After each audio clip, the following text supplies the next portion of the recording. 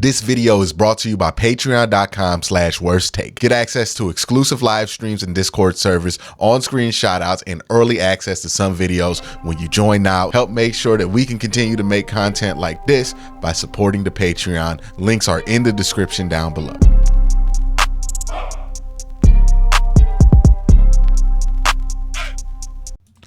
All right, so the Browns just wrapped up joint practice with the NFC champion Philadelphia Eagles, one of the best rosters on earth. Remember, we were talking about how good that Philadelphia Eagles team and how loaded that Philadelphia Eagles team was all season last year. Nothing's really changed. They're just as loaded. And the Browns roster is pretty loaded. So it's like two very talented teams going up against each other for a couple of days in practice. And I think there was a lot to take away from it. From what I could tell, or at least the basic summary of what I've gotten from people who cover it on the Philadelphia Eagles side, the Cleveland Browns side. And look, you're going to get different accounts from different places because the video was limited from this practice. The Eagles don't allow you to record joint practice team sessions. So the video that you're going to get is pretty limited. But what I do think was the consensus amongst most reporters on both sides of this practice was that this was a joint practice session dominated by defensive lines on both sides. The Browns defensive line made it hard for the Eagles to really get off clean offense on both days. And the Eagles defensive line, especially on the second day, made it hard for the Browns to get off clean offenses. And I think both offenses weren't really operating at their highest capacity. Now, this isn't that much a surprise to me because one of the Philadelphia Eagles defensive linemen, come on. And we really do expect a lot from this defensive line that the Browns spent a lot of money upgrade. I mean, we're talking about returning one starter from last year's defensive line. It's Myles Garrett. And that's a good starter return. Everybody else has been rotated out. So the Browns have really done a major overhaul on the defensive line. It's nice to hear that against a good offensive line like the Philadelphia Eagles that this defensive line showed up. Obviously, the Eagles defensive line showed up. And there are going to be some people who panic about that from an offensive line standpoint. Here's why I would pump the brakes on the panic and pump the brakes a little bit on the hype. Right? Because as exciting as it is to hear that the defensive line dominated in this joint practice setting, that's the expectation, is that the defensive line should dominate because it's a setting that kind of favors the defensive line for a number of reasons. One, when you're in a joint practice session and you're doing 11 on 11s, you're not running the ball that much. Like, you'll run the ball every so often, but in a joint practice where it's not controlled, you don't want these uncontrolled hits on the defensive and offensive line. There's a high risk of injury. You're not running the ball a lot in these 11 on 11. So you're already playing with one hand tied behind your back offensively because you have one option out. So the defensive linemen really do get to cheat, pass rush, be as aggressive as they want without having to worry about it really biting them in the ass. So while it's not one-to-one true football, it is a little bit closer than what you'll see in practice or in a preseason game, but it was always going to favor the defensive lines. And if a defensive line is better than average, it's going to dominate a good offensive line in this kind of setting. So I wouldn't be worried about this if I was an Eagles fan. I wouldn't be worried about this or the offensive line if I was a Browns fan. But that was basically the story, is that the defenses were the star of the show, and specifically the defensive lines really dominated. Quarterbacks, both of them had some moments. Jalen Hurts had a couple great throws. Deshaun Watson had a couple great throws. Everywhere else, the teams kind of went back and forth. And that's what you wanted to hear, and that's what you wanted to see in this joint practice setting. I've said this all camp. You don't want to hear that one side is dominating the other or this or that. What you really want to see or hear in camp is that a lot of guys are making plays. Right? Like, that's what you want to hear. Play here, play there, play here, play there. You want to see plays being made. You don't really care or keep score or anything like that. I know some people were doing that. It's kind of silly. But you just want to make sure that you're going back and forth. You're making plays. So let's talk about winners and losers from this joint practice. The first winner is going to be the defensive line. I think the Browns defensive line really showed the improvement that they needed to show. I think a lot of people are much more excited about this defensive line. And like I said, they're only returning one starter from last year, and that's Myles Garrett. And that's exactly what you want. I'm not sure which video I said it because I feel like I said it a million times last year. But only person I wanted to return on that defensive line was Myles Garrett. Everybody else could go. And thankfully, that's what Andrew Berry did. Got rid of literally everybody. Plucked them out. I don't even think there might be a situation where the defensive tackle rotation is completely new. Like, we haven't really talked about it, but it would be Shelby Harris. It will be Dalvin Tomlinson. It could be it's going to be Siaki Ika. That's 3 spots right there. And that last spot could go to Maurice Hurst, which is kind of leaning in that direction. That's a completely new room. From last year. So they knew last year's defensive tackle room was garbage. They knew last year's edge rush room was garbage outside of Myles Garrett. And they took out the garbage and brought in some new stuff. So it's good to hear. It's great to see. And it's also great to see them dominate against another team when they're allowed to kind of go full throttle at another team's offensive line and quarterback. So great news there. You really wanted to hear that. If you did not come out of this joint practice session and you did not hear anything about the defensive line, that would be troublesome. But the fact that the defensive line was obvious, the fact that Myles Garrett seems to, and this has been left and kicked under the rug because more people are interested in panicking about Jed Wills or just in general being negative towards Jed Wills than they are being positive about Myles Garrett, right? Like, more people seem to be invested in that Jed Wills narrative than any narrative supporting Myles Garrett right now. And the truth is, everything that we're seeing from Myles and all this domination in camp, that's something we did not see in the years prior when Myles was here. It could be possible, y'all, that Myles Garrett's about to take a leap. He was already an elite player. Where does he take a leap to? I don't know. But it seems like he's better than he's ever been. That's a scary thought. Martin Emerson was somebody I thought, from all the reports that I heard, had a good week of practice in Philadelphia. Nice to see him stand up. I would have loved to see what the one-on-ones with him and Devonta Smith would look like, because Devonta Smith and him are kind of similar, both kind of lankier guys. If you look at Devonta Smith, he's not the tallest guy. He's like 6 foot, but his arms are he got the longest arms for a receiver his size. And he's very lanky. And for a guy like Martin Emerson, who likes to get real physical, uses his hands a lot when he battles, I want to see how he handles somebody like Devonta Smith, who's not only really quick and strong and good with his hands, but long, just like Martin, to match him with length, to see how he can counteract that and see if his skill has leveled up from last year. Cedric Tillman, I felt like he had a good showing from everything I heard. And you notice you didn't hear one name. I heard stories of Joe Bitonio getting washed. I heard stories of Jack Conklin getting washed. I heard stories of Ethan Posick getting washed. You know what name I didn't hear being dominated? Or somebody, or a video being showed of Jed just being completely whipped on a one-on-one? That's Jedrick Wills. Seems like he's all right. That's good, right?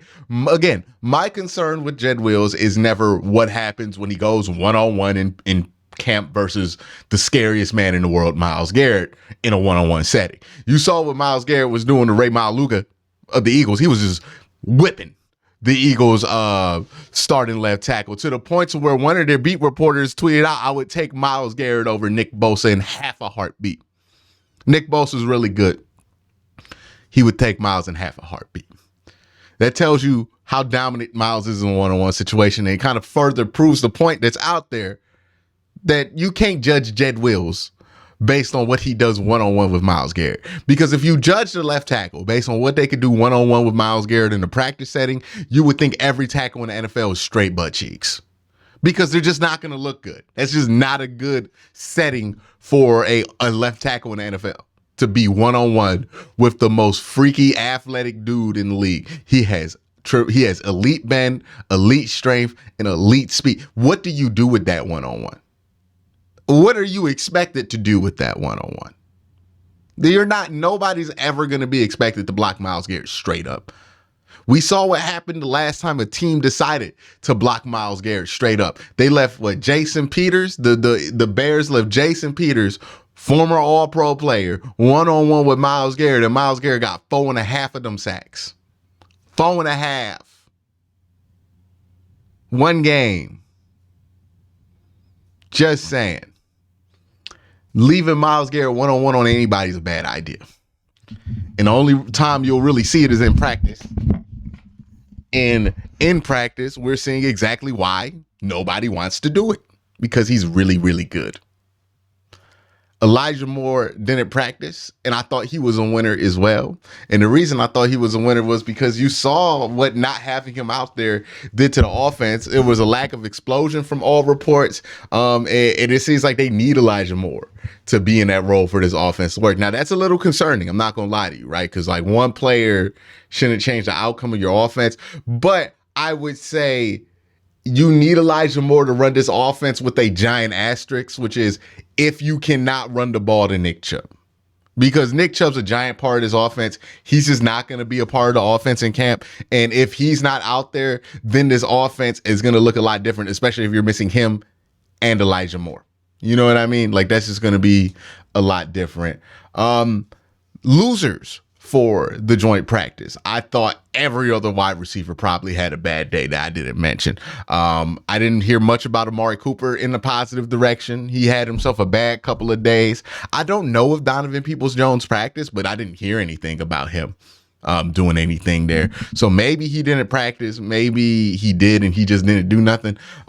David Njoku's another guy who kind of wasn't there. I mean, he's been uncoverable all camp, but they found a way to cover him in this session. So that's that for David.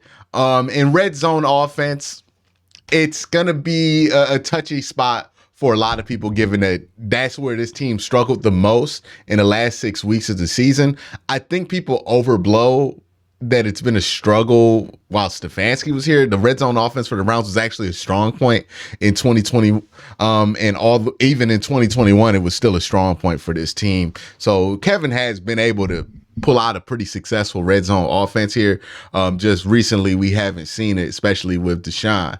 So what's the issue here? I think that I could prescribe two different problems for why the Browns have red zone issues right now in practice, in the preseason, wherever you want to say it. I could tell you a couple things that I could prescribe, in my opinion. One, and this has been an issue I've had with Kevin, and how he kind of approaches the short game and the goal line game.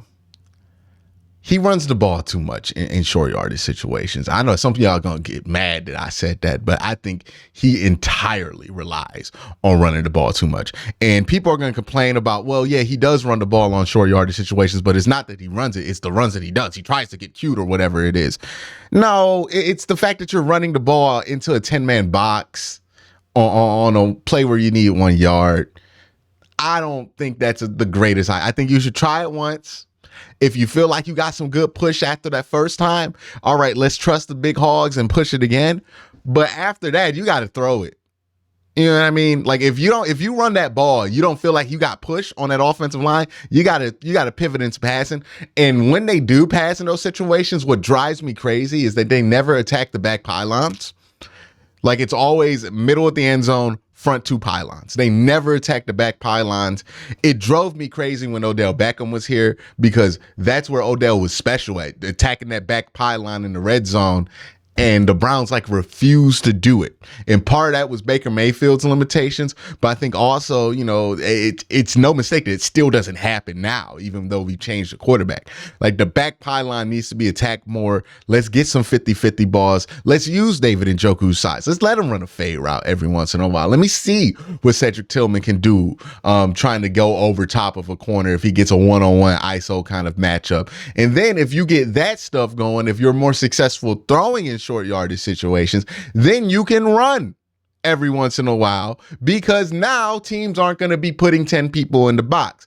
I don't think the current method right now that the Browns have had is to keep it simple, to be low probability of failure, which is you don't want to turn the ball over or risk points, so you're going to run the ball. But we go for it so often on the goal line on fourth down that I don't get being that risk adverse in the first 2 downs. You know what I mean? Like, we need to mix it up there. I think they run the ball way too damn much in these goal line situations when they come up in real games, not talking about the preseason games, but the real games. That's my evaluation of it, is that they rely on running it too much. They need to start attacking back pylons more often, and they just don't do it. They attack these front pylons. They try to get the middle of the field.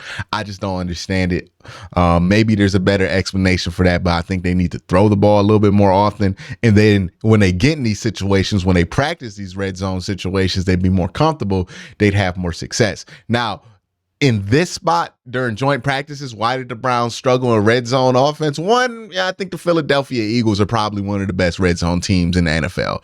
So naturally, you're not going to go 100% versus them. Like, you're not God's gift to football teams. You know what I mean? Like, they're going to stop you, and they're going to stop you often. That's what they do really well. They're a better team than you at this point because they're fresh off of a Super Bowl appearance, and we are fresh off of a 7-10 season. So they're a better team than you. That's just going to be what it is. And 2, not having Elijah Moore out there attacks, and it kills any possibility of doing like a high-low attack to where you can act like you're going to attack that back pylon or act like you're going to attack the front and then take the back with Elijah Moore sneaking back there. It just limits the options that you have there. And also not having the threat of Nick Chubb or Deshaun Watson running the ball in those drills also affects your red zone offense. But I'm not going to make that the main point because I've seen this offense struggle in the red zone when Nick Chubb and Deshaun Watson running the ball was a full option, and they still did not have the success that you wanted them to have there. So I think it's really about where they pick their spots when they throw the ball. And I think they should throw the ball in those situations just a little bit more because they have to take advantage of the fact that teams are going to crash often to stop Nick Chubb on those short yardage situations. And let's keep it a buck. Nick Chubb is great at almost everything on the football field. He's been pretty okay as a short yardage back. Like, he has not been a dominant short yardage back. He's been pretty stoppable on third and 1, 4th and 1. That's not where Nick Chubb's at his best. Nick Chubb's at his best when he's running in those early downs. When Nick Chubb's at his best when he can crease, cut, and get downhill with some space. He's not necessarily Jerome Bettis, right? Where Jerome was one cut, go. And he take his big ass down whatever gap he wanted to. So I think the Browns just have to accept that they're not a great short yardage running team. They're not a great short yardage running offensive line. They're not a great short yardage running back. They don't have one. Nick Chubb is a average short yardage back, despite the fact that he's giant. It's just not how he plays. It's just the reality of it. They had a great short yardage situation with Jacoby Brissett. Well, I don't know how great Deshaun's going to be at that QB sneak. Maybe he is. Maybe that becomes an option here. But QB sneaks can't be your only option on these third and shorts. So if you're not going to be a great running short yardage team, that's fine. A lot of teams aren't. But find a way to be a great passing short yardage team and do that more often. And hey, you're paying Deshaun the big money to be good at that. So I think that's fair enough, right? Especially since when Deshaun drops back to throw in a short yardage situation, you have all the options still available to you. You know what I mean? He could drop back, throw the ball for a first down. He could drop back, see a crease, run the ball for a first down. You're not really giving back up anything when you have a mobile quarterback back there on a 3rd and 1 or a 4th and 1, dropping back to throw the ball. I know for years, especially when Baker was here and he wasn't the most mobile, we want to run the ball in short yardage situations, but I think that's going to change. I think that should change. We should want the ball to be thrown in these short yardage situations because, again, you can still run the ball if he drops back to throw because he's not a statue. He's an athlete. So he might be able to get that yard. You just give yourself more ways to be successful when you drop back in those situations versus, pulling 3 guards and just praying that it puts a crease through the offensive line. And again, we got to keep it a buck. This offensive line has not been great in short yardage situations, and Nick Chubb has not been great in short yardage situations. Kareem Hunt was pretty good in short yardage. He's not here. So you're not a great short yardage running the ball team. You got to figure out some things to do in the passing game to give you that ability to go for it in those situations. So that's my thoughts on Browns joint practice, some of the things that they struggled with, some of the things that they succeeded with in that joint practice. Let me know what you think in the comment section down below. Y'all have a great day. Have an even better night.